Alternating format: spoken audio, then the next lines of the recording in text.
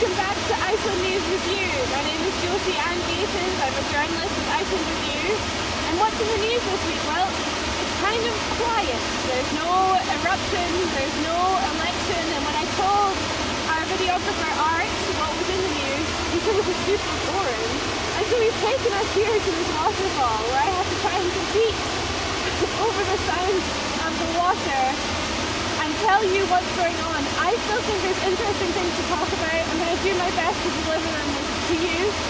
Let's get into it.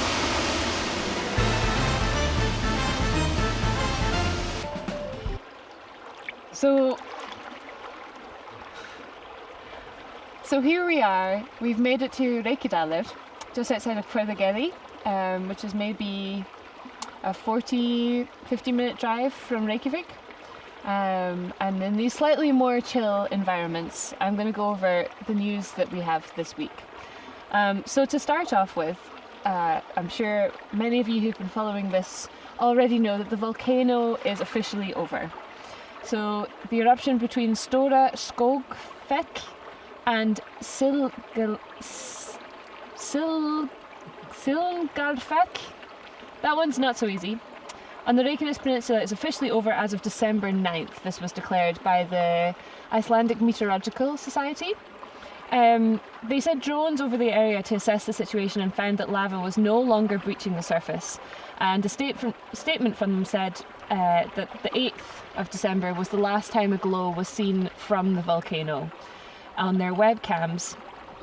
So this is not surprising news. We kind of suspected this when we did our last news review from Blue Lagoon last week. Already at that point the activity was severely declining, but as I said then, we do not expect that this is the last time there will be an eruption in the area. And in fact there are clear signs of land uplift at Svartsengi, which is near the power plant in the same area on the Reykjanes Peninsula, which indicate that there's renewed magma accumulation beneath the region. The Grindavíkurvegur road, which we again pointed out on the last Iceland News Review, so if you want to have a look at how that looks, you can go and check that out. That was covered with lava by this eruption, but the work to repair it has been speedy, and already by this weekend authorities expect it to be open. Protective barriers near the Svartsengi power station are also being reinforced to safeguard against future eruptions, because as I said, these are definitely expected. There's still about 50 homes occupied in Grindavik. It's still not officially open. There's no school or kindergarten open in the village, in the town, but there are still some people who are choosing to live there, and certain things are open, including a cafe and a bakery. So whether or not people continue to decide to reside there and try and make the town viable remains to be seen, and remains to see how the future eruptions will affect that. But for now, there are about 50 homes that are occupied. But other news in terms of the political sphere in Iceland is that Halla Tómasdóttir, who is our president of Iceland, she has been ranked 93rd on the Forbes top 100 list of most powerful women for 2024. So since 2004, the American business magazine Forbes has published a list of the most powerful women in the world, and yesterday it released its 2024 rankings as determined by 4 main metrics: money, media, impact and spheres of influence. And of this, Halla has been named as the 93rd most powerful woman in the world this year. So the article that went along with this notes that Halla assumed office as president of Iceland in August 2024 after defeating our former Prime Minister, Katrín Jakobsdóttir, in the June election. She's only the second woman to serve as president, and she, when she took office, cited the historic 1975 Icelandic women's strike as her original political inspiration. which was a really seismic event in Icelandic political history. They further note that before her presidency, Halla Tómasdóttir served as the CEO of the B Team, which is a non-profit organisation founded by Richard Branson, which advocates for sustainable business practices. And she herself founded investment firm Auður Capital in 2007, and in 1998 served on the founding team of Reykjavik University, establishing and leading a women's entrepreneurship initiative. So yes, Halla, this is, very exciting news for Iceland. When someone in this little special country gets recognised on an international scale like this, it's pretty fun. The president's role itself is, more of a equivalent to in some countries where they have a royal family, or there's this kind of structure also in countries like Ireland, where they have both a prime minister and a president, and the president's role is more to welcome foreign dignitaries and to travel abroad and kind of advocacy and that kind of role, as opposed to an active political decision-making power. But Halla won this year, and so she's got much of her term left to serve, and it's really nice to see her being recognised on this global stage. But on to actual government now. As you know, we had an election recently, general election, to decide the new government of Iceland. And the Social Democratic Alliance, the Reform Party and the People's Party are aiming to finalise a coalition government by the end of the year. So if you remember the results from the election, the Social Democratic Alliance secured 20.8% of the vote, which earns them 15 parliamentary seats. And these were on the elections on November 30th. The Reform Party garnered 15.8% and 11 seats, and the People's Party received 13.8% and 10 seats. So if these three parties are successful in forming a government, the coalition would hold a 36-member parliamentary majority. And on December 3rd, Kristrún Frostadóttir, who's the leader of the Social Democratic Alliance, was given a mandate to form a new government by President Halla Tómasdóttir. So Kristrún has subsequently met with the leaders of both of the other parties, and they're negotiating a coalition agreement. Now, as we said in the last episode as well, this does take some time, and it has in some cases taken more than a couple of months to do. So aiming for the end of the year is pretty standard within how long these agreements generally take to make. And Kristrún has noted as well that setting a specific date for the conclusion of the coalition talks would be irresponsible. Inga Sæland, who's the chair of the People's Party, claimed that something unusual would have to happen for the formation of a coalition government to fail. So they do seem fairly confident at this point in time that they will be able to form a coalition government. However, these are the things that might cause problems. So one of the things that has been reported is that a larger than expected budget deficit has delayed the talks so far. The leader of the Liberal Reform Party has stated that the three parties are focusing on addressing this issue, although unwilling to say whether the deficit would necessitate spending cuts or higher taxes. So we're yet to see what impact that this deficit will take on day-to-day life in Iceland. This comes from a recently updated fiscal forecast, which predicts a larger deficit for the state treasury next year than initially estimated. The updated deficit represented an additional shortfall of 30 to 50 billion ISK, Icelandic kroner. So that's about $216 to $360 million, or 206 to 343 million euros, just for reference, in a currency that might be more understandable to you than Icelandic kroner. And this is beyond initial estimates. When the budget bill was introduced, the treasury deficit for next year was expected to be 41 billion Icelandic kroner. That's $295 million and 281 million euros.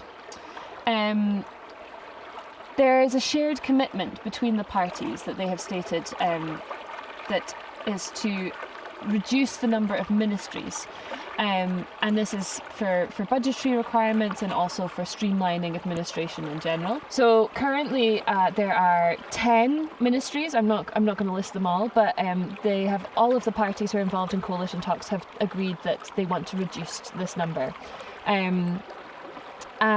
Something that we know that they haven't been discussing is whaling. We talked last week about how these whaling permits, these 5-year whaling permits, had been given out by the current Prime Minister of the previous government, Bjarni Ben. And the leaders of the three parties in coalition talks have not discussed whaling or the possibility of amending legislation during the next parliamentary session to ban the practice.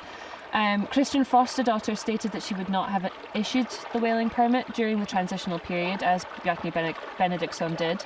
And she also noted that it is indeed her party's policy to ban whaling in Icelandic waters, although she also notes that opinions on the issue vary within her party. So that's kind of what's on the agenda for these talks and what's been part of these discussions. What forms the government's agenda, we'll still need to wait and see. No ministerial positions have been granted at this point, so we're still very much in the negotiating period, and we'll keep you posted on that as we go. On to the next. Statistics Iceland have come out and said that immigrants make up to 18.2% of the nation's residents. This was reported in an article published yesterday, and it's going on figures from January 1st of this year, which says that there are 69,691. I'm really interested as to who that one person was that pushed it over the edge. Immigrants in the Icelandic population.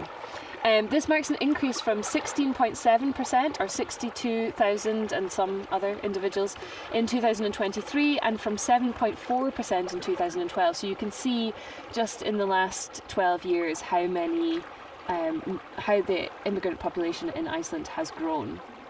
The article also highlighted a rise in second generation immigrants, which increased from almost 7,000 at the start of 2023 to 7,351 in 2024. Combined first and second generation immigrants made up 20.1% of the population, the highest proportion ever recorded. And additionally, the number of individuals with a foreign background other than immigrants grew slightly, reaching 7.3% of the population, said the article from Statistics Iceland. So I think it's important to kind of clarify exactly what this means as well, because an immigrant, as defined by Statistics Iceland, is an individual born abroad with parents and grandparents also born abroad. Second generation immigrants are individuals born in Iceland to two immigrant parents, and a person is considered to have a foreign background if one parent is foreign born or if they were born abroad but have Icelandic born parents. So this terminology is quite important because I think it's not initially clear exactly what this means, but in terms of the makeup of these immigrants, Polish people continued to be the largest immigrant group in Iceland, with over 22,000 individuals as of January 1st, accounting for 32.1% of the immigrant population. Just for reference as well, Iceland's total population at the beginning of 2024 was 383,726 people. So there's not very many people here in general, but what we're seeing is that a large proportion of them are immigrants, and it's a growing population as well. This can be read in all kinds of different ways, and of course your political stance is going to change how you might interpret these figures. If you are viewing it in a positive way, one of the things that immigrants do a lot of in this country is work in jobs that perhaps the Icelandic native population would be slightly less interested in. They do a lot of the hospitality and tourism work here. Of course, Icelanders are involved in this as well. And an OECD report published in September says that relative to its population, Iceland has experienced the largest inflow of immigrants over the past decade of any OECD country, and this group has one of the highest labour force participation rates in the OECD, surpassing that of native Icelanders. This, however, might be changing in the fact that the rapidly increasing proportion of migrants among the unemployed is a growing concern. So migrants now represent over half of the unemployed population, up from 15% a decade ago, even though they only make up a quarter of the workforce. There are obviously other concerns as well in terms of Icelandic heritage and culture and language. You can look at this in lots of different ways as well. I think there's a lot of creativity around the fact that people have mixed heritages, are playing with English, playing with Icelandic in really interesting ways. I always feel that young people still find it cooler to rap in Icelandic than they do in English, in which case I think that means that the language is doing very well and is healthy, but there is, if you are Icelandic and you've lived here all your life and you go into your local coffee shop and you try and order an Icelandic and you find that you can't be understood, I do understand that's a cause for concern. And so there's a lot of conversations in the media about what this means to have this size, this proportion of immigrant participants in the country. And I think it will be continue to be an interesting dialogue. So looking forward, these statistics in and of themselves don't tell the whole story. So we'll see how people interpret them and what that means for culture and society in years to come. And it's also noted in the article that 649 individuals were granted Icelandic citizenship in 2023. Which is fairly comparable to the previous year's 706. There's lots of reasons why people may or may not want to get Icelandic citizenship. If you're an Icelandic citizen, you are able to vote in elections like the one that we just had, which is obviously a benefit to be able to take part in your democracy in the country where you work and pay your taxes and have children and whatever. But it's not always straightforward. You do need to pass a basic Icelandic test, and some people just don't have time to attend classes with their work, or they may come from a country where dual citizenship is not allowed. So again, these facts and figures, they're very interesting, but you need to use them to illustrate the whole story and find out why exactly you end up with these kinds of statistics. But that's it. That's the news for today. I'm glad that we were able to take you here somewhere a little bit more peaceful and quiet. And hopefully we'll have some more interesting news for you next week. Thanks for tuning in with us. Thank you for Blue Car Rental for sponsoring this video. We recommend that you use their services to visit areas like this, and you can find all of their links in the description. And one last thing before we go, I just want to point out this beautiful swimsuit that I'm wearing is made by Icelandic artists Augnablikin. These are an artistic duo who are working here in Iceland and working with natural materials, and they create these beautiful products. So I will link to them in my description as well, but thanks very much to them for creating this beautiful piece of art that I get to wear in the middle of nature. We'll see you next time.